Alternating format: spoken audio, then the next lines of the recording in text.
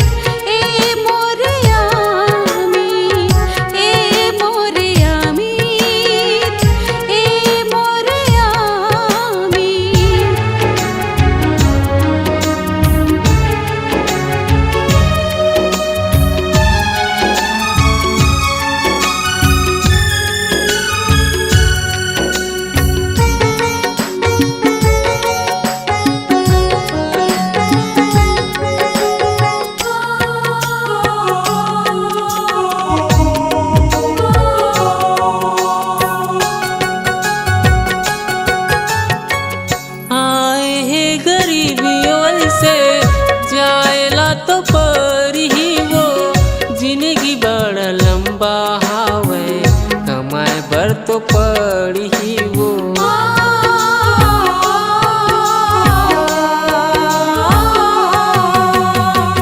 याद तो रही बोलता कैसे रह पाऊं, कैसे कटे रतिया मेरी, कैसे दिन चला हूँ, कैसे कटे रतिया मेरी, कैसे दिन चला हूँ। जाय देत मोला वो कमाए परदेस ना, जाय देत मोला वो कमाए परदेस ना।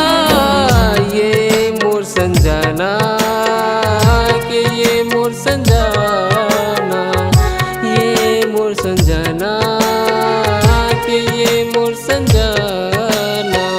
झंझट छोड़ के कमाए परदेस ना, झंझट छोड़ के कमाए परदेस ना।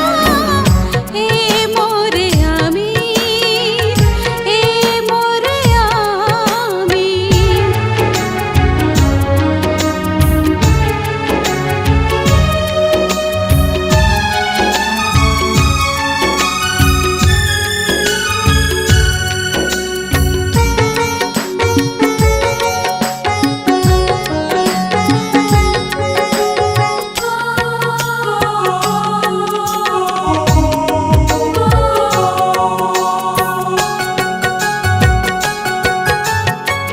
न कोकरो संग त झगड़ा वो करीबे, के बोलबे जन बोली वो। रखिबे ते ख्याल आपन, ना त इज्जत ले लियो।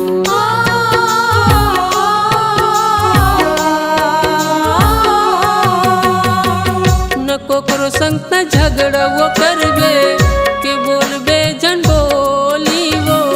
रखिबे ते ख्याल आपन, ना त इज्जत ले लियो। रखिबे ते ख्याल आपन, ना त इज्जत ले लियो। जाय देत मोला वो कमाए परदेस ना, जाय देत मोला वो कमाए परदेस ना। ये मोर संजना के ये मोर संजना, ये मोर संजना के ये मोर संजना। झंझट छोड़ के कमाए परदेस ना,